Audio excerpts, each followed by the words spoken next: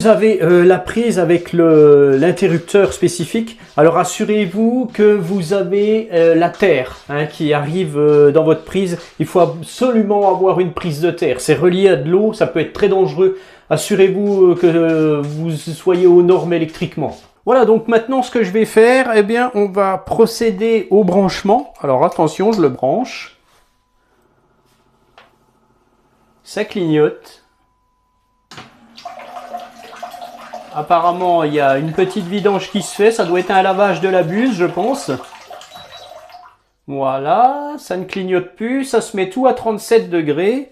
Je n'ai pas eu besoin de me servir de ceci. Donc ça, c'est un bouton test et tout. Donc c'est un inter de sécurité. Donc on va, comme vous pouvez le voir à gauche de l'écran, eh bien j'ai mis la télécommande en place. Donc là, on retrouve des petites informations sur l'écran LED. Alors, il chauffe déjà. Voilà, il chauffe là actuellement. Il est déjà chaud. Donc, comme je vous l'ai peut-être dit tout à l'heure, vous avez la buse qui est ici, qui va sortir. Et vous avez le système de séchage. C'est un petit volet qui va se lever et ça va sécher. Voilà. Donc, qu'est-ce qu'on retrouve sur ce petit panneau d'information LED? On retrouve comme quoi, eh bien, on est en marche.